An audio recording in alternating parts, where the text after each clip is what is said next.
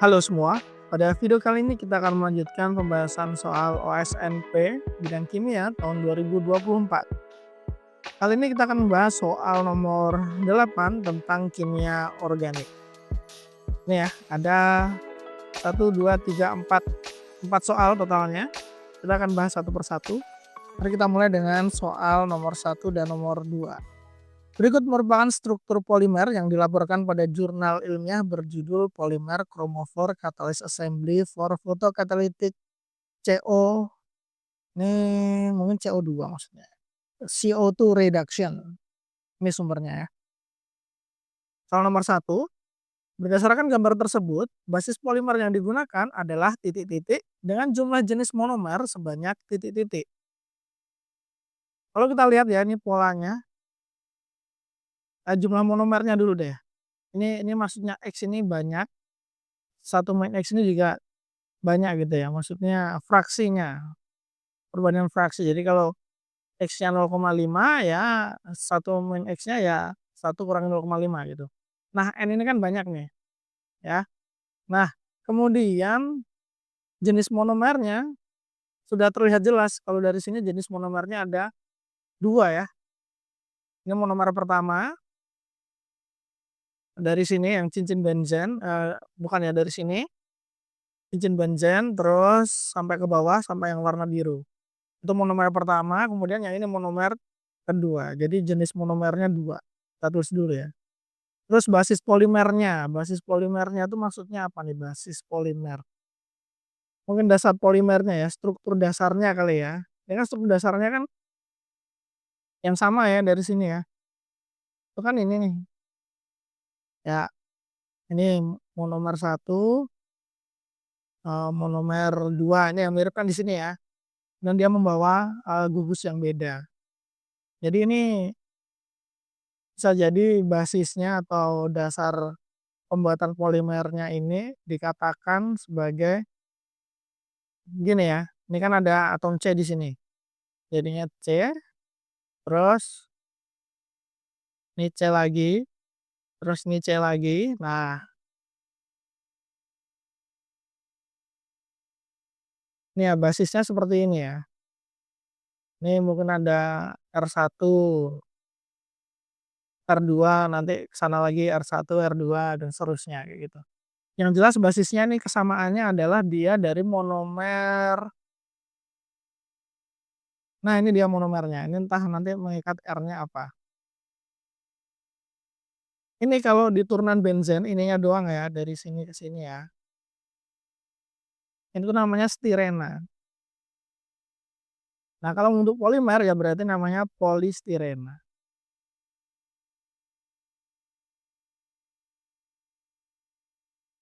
Nah, cuman di sini tidak hanya polistirena, dia turunan polistirena karena ada, gugus yang sangat panjang ini ya.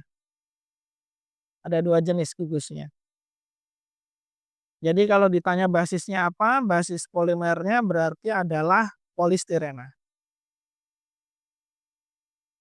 Polistirena, begitu. Atau kalau dalam struktur ya yang kayak ginilah, tinggal R-nya ini dihilangkan jadi polistirena. Begitu. Soal nomor 2, polimer tersebut termasuk ke dalam jenis, nah ini jenis maksudnya apa nih? Oh, dari jenis reaksi, dia ini termasuk reaksi adisi. Jadi polimer yang dihasilkan dari reaksi adisi itu namanya poliadisi. Dari mana tahu adisi? Karena ini awalnya monomernya kan tadi stirena ya, dia punya ikatan rangkap. Terus ketika dia membuat polimer, ikatan rangkapnya hilang. Jadi kan dia teradisi itu, poliadisi. Ada jenis lain lagi namanya kondensasi ya. Itu ciri-cirinya ada gugus OH sama gugus NH, biasanya seperti itu. Atau COH juga bisa. Berarti kalau jenisnya berarti jenis poliadisi. Gitu deh. Kalau jenis reaksi ya, cuman di sini nggak tahu nih jenis apa yang dimaksud.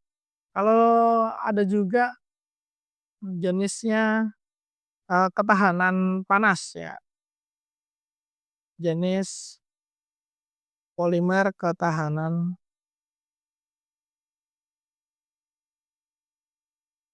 Panas itu ada 2 jenis,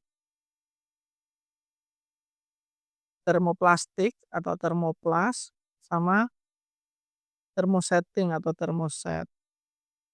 Intinya termoplastik ini tidak tahan panas, kalau termosetting ini tahan panas. Kurang lebih seperti itu sederhananya. Nah, ciri-cirinya gimana? Kalau termosetting ini ciri-cirinya adalah struktur polimernya itu misalnya gini ya, ini monomer monomer monomer monomer monomer monomer monomer monomer monomer. Dia nggak cuma lurus saja tapi dia bercabang juga, monomer monomer monomer. Bercabang bercabang, nah gitu. Sehingga dia ikatannya kuat, jadi dia akan tahan panas. Kalau termoplastik ya dia satu baris aja, satu garis aja. Nah, ini kalau dari bentuk, skema polimer yang diberikan di soal, dia ini cuman monomer, terhubung monomer monomer monomer dalam satu baris saja gitu ya. Berarti dia termasuknya adalah termoplastik,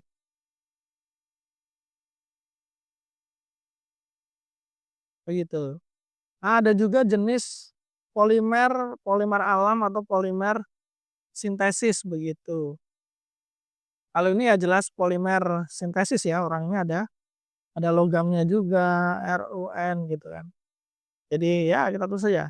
Jenisnya poliadhesiv, termoplastik, terus polimer sintesis. Udah apalagi ya? Nah, nanti kalau teman-teman ada teringat lagi jenis polimer apa saja, ini kan nggak dispesifikkan soalnya ya. Nanti tolong tambahkan di kolom komentar ya, jenis apa lagi begitu. Anyway, mungkin cukup untuk soal nomor 1 dan 2. Kita akan lanjut ke soal berikutnya, soal nomor 3. Dalam polimer tersebut terdapat senyawa kompleks rutenium 2 dengan ligan berbasis 22-bipiridin. Nah, ini strukturnya 22-bipiridin ya. Terus pertanyaannya adalah senyawa 22-bipiridin ketika diukur dalam spektroskopi NMR akan memberikan sinyal proton pada spektrum HNMR sebanyak titik-titik dan sinyal karbon pada spektrum CNMR sebanyak titik-titik. Oke, kita satu persatu dulu ya. HNMR dulu. Nah, ini biar kelihatan atom H-nya di mana aja, kita gambarkan ulang 22-bipiridin jadi seperti ini. Kita nanti akan cari ada berapa jenis H yang memiliki suasana berbeda, maka itu akan menghasilkan sinyal yang berbeda juga. Jadi jumlah sinyal dipengaruhi oleh berapa jenis H yang ada dalam suatu senyawa yang memiliki suasana berbeda. Suasana berbeda itu maksudnya gimana? Maksudnya tidak ekivalen ya. Ekivalen itu adalah H mengikat gugus yang sama. Contohnya yang mana yang ekivalen? Ekivalen itu contohnya ini. Yang ini sama ini. Nah, ini ekivalen. H ini berada di CH. CH-nya ngikat C sama ngikat CH rangkap. Sama kan? Ngikat C sama ngikat CH rangkap. C-nya ngikat CN rangkap. C yang ini juga ngikat CN rangkap. Nah, seperti itu. Jadi ekivalen. Ini satu dulu nih, satu suasana. Kemudian yang kedua adalah, nah yang ini. Kedua H ini juga memiliki suasana yang sama, ekivalen. Kemudian, H yang ini juga ekivalen nih. Terus yang H yang terakhir ya ini juga ekivalen juga. Nah, berarti totalnya ada 1, 2, 3, 4 sinyal harusnya ya, karena ada 4 H berbeda, 4 suasana H berbeda. Jadi kalau di sini ditanyakan akan memberikan sinyal proton pada spektrum HNMR sebanyak berapa? Jawabannya adalah sebanyak 4. Gini ya. Nah, sekarang kita cek untuk CNMR. Sama, kita gambar lagi yang lengkap. Sekarang kita tinjau atom-atom C-nya. C yang ini yang pertama ini ya, ini ekivalen 1. Kemudian C yang ini sama ini ekivalen juga ya, 2. Kemudian nah ini C yang ini sama ini ekivalen juga, udah tiga suasana nih, 3 C yang berbeda. Kemudian, nah C yang ini ekivalen juga dengan yang satunya. Nah, yang terakhirnya juga ekivalen nih, saling ekivalen. C yang ini sama C yang ini. Berarti total ada 1, 2, 3, 4, 5. 5 C suasana berbeda. 5 C yang tidak ekivalen ya atau suasana berbeda, maka dia akan menghasilkan sinyal di CNMR sebanyak 5 juga. 5 sinyal CNMR. So, jadi sinyal karbon pada spektrum CNMR sebanyak 5. Ini jawabannya. Nomor 3 beres, sekarang kita ke nomor 4. Berikut merupakan spektrum FTIR senyawa 22 piperidin. Puncak serapan yang paling tajam terdapat pada bilangan gelombang 1684 cm pangkat min 1. Puncak tersebut dapat dikorelasikan sebagai puncak gugus. Oke, 1600-an ya, sekitar sini lah ya. Biasanya 1600 sampai 1700-an itu gugus, bisa gugus CO rangkap atau CN rangkap.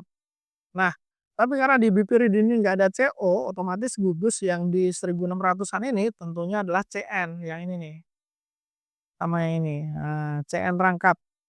Sehingga bisa kita tuliskan ini gugus CN. Seperti itu. Selesai sudah pembahasan soal nomor 8 OSNP Kimia tahun 2024. Thank you sudah menonton. See you on the next video. Dah.